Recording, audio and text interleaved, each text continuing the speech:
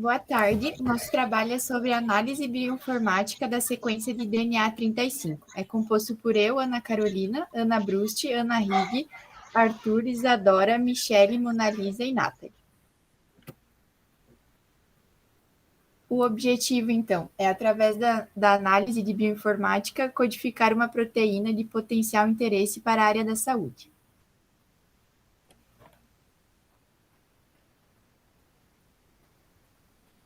Então, a gente recebeu a sequência 35 e aqui é uma sequência de DNA, e aí, através do site, a gente conseguiu transformar ela para RNA.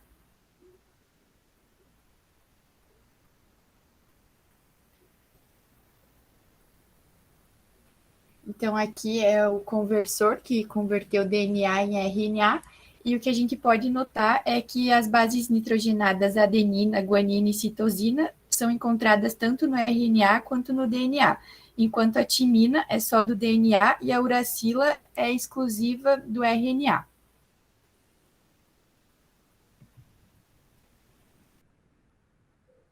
Então, esses são os aminoácidos formados a partir da tradução da sequência 35. E o que está em vermelho são as regiões codificadoras das sequências de aminoácidos. Aqui são as sequências de aminoácidos que foram formados dos nucleotídeos formados. Essa primeira página aqui está mostrando na sequência 5 linhas, 3 linhas. A primeira parte delas, a primeira região, tem 531 aminoácidos, a segunda tem 548, a terceira tem 537. Nessa segunda página é a sequência inversa, ou seja, 3 linhas, 5 linhas. A primeira parte tem 539 aminoácidos, a segunda 538, e a terceira parte tem 524 aminoácidos. Aqui, utilizando outro site, a gente foi tentar encontrar qual que era a região codificadora que codificava um gene de interesse. Na nossa sequência de DNA, tinha 15 ORFs encontradas. A ORF mais longa é a ORF2, com 702 nucleotídeos e consequentemente, 233 aminoácidos. Por coincidência, a ORF2 é a ORF que codificava um gene, e essa ORF, ela tem o códon de início como ATG e o códon de parada como CTG. Ali está o gráfico, o sumário gráfico de similaridade com outros genes que que estão no banco de dados desse programa. Então, a similaridade com genes que codificam as proteínas conhecidas, a gente utilizou as 4 primeiras, que são de Homo sapiens, Papium sp, Pan troglodites, macaca mulata e são esses.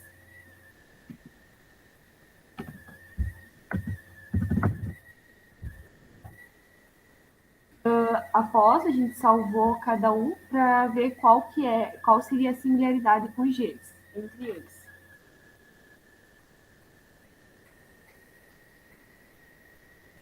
Em outro site, no EBI, a gente conseguiu ver qual que era a similaridade entre eles. Pode notar que cada uma é toda igual à outra, 60, 120, 180 e 233.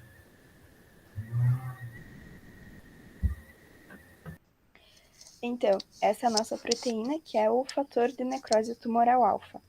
A história dele teve início em 1890, através da observação de um cirurgião, que foi William Coley, que notou a ocorrência de uma regressão tumoral esporádica em pacientes com infecção bacteriana intercorrente. E embora ele tenha sido capaz de induzir alguns casos de necrose, por conta do crescimento de certos germes em culturas, acabaram ocorrendo algumas complicações por conta da toxicidade severa que causaram em outros tecidos não neoplásicos. E após isso, em 1975, Carcel e alguns colaboradores dele isolaram o fator de necrose tumoral alfa no soro de ratos, identificando-o como mediador endógeno ativo de regressão tumoral.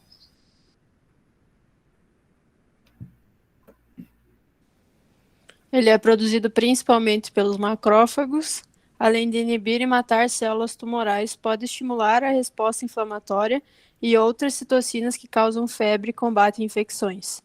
Ele inclui-se no grupo das citocinas que são glicoproteínas não imunoglobulinas, liberadas por células vivas do hospedeiro e que agem não enzimaticamente, regulando diversas funções celulares. Já o fator de necrose tumoral beta são citocinas produzidas por linfócitos T citotóxicos com a função de romper células tumorais. E difere-se do fator de necrose tumoral alfa por sua cadeia estrutural polipeptídica e também pelos seus efeitos. Então, o gene do fator de necrose tumoral alfa está localizado no cromossomo 6p 21.3 e tem comprimento de aproximadamente 3 kilobytes e contém 4 exons que produzem proteína transmembrada tipo 2 com 202 aminoácidos e disposta em homotrímeros estáveis.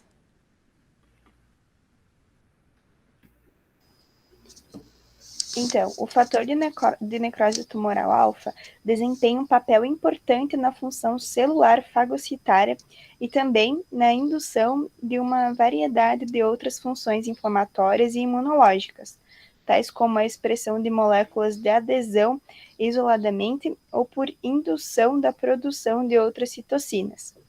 O TNF-alfa, o fator de necrose tumoral alfa é uma citocina pró-inflamatória pleiotrófica, importante na sinalização dos sistemas imune, inato e adaptativo, inflamação e também morte celular. Então, essa citocina citada, ela foi identificada a partir de pacientes com câncer que entravam em remissão após eles apresentarem algum tipo de infecção bacteriana, e então descrita como fator de necrose tumoral pela sua capacidade de induzir a morte de células tumorais.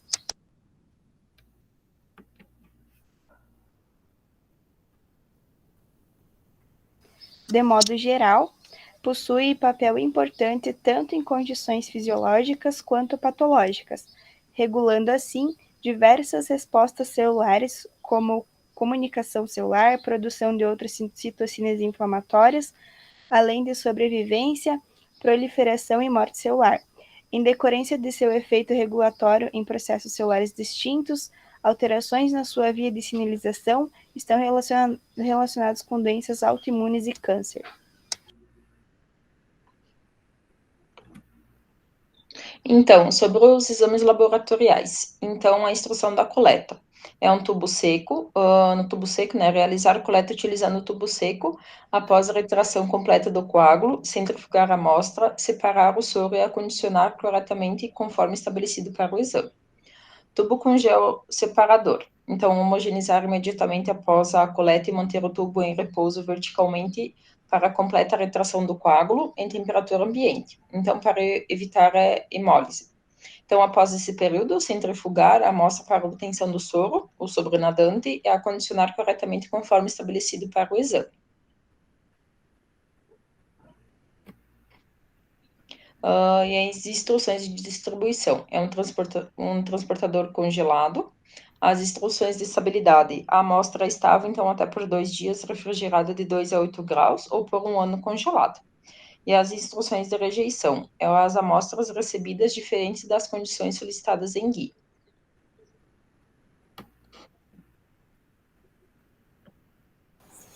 O fator de necrose tumoral alfa está envolvido na associação da hipertensão e dislipidemia com a obesidade e a resistência à insulina. Estimula a lipólise e inibe a lipase lipoproteica, aumentando os ácidos graxos livres no plasma e causando resistência à insulina. No tecido adiposo, ele inibe a produção de adiponectina e estimula a produção de IL-6, o que também contribui para essa resistência. Os pacientes obesos, eles apresentam um nível de fator de necrose tumoral alfa maior quando comparados ao grupo controle. Então, isso sugere que a obesidade ela está diretamente associada ao aumento dos níveis plasmáticos dessa citocina. Então, aqui, através de um programa, a gente conseguiu a visualização 3D dessa estrutura. Aqui seria a estrutura básica. Nesse caso, a gente tem a estrutura básica com o esqueleto de aminoácidos das cadeias laterais. Aqui a molécula com nuvens de elétrons. E, enfim, a estrutura secundária de folha aberta ou alfa-hélices. E aqui Essas estão são as nossas referências.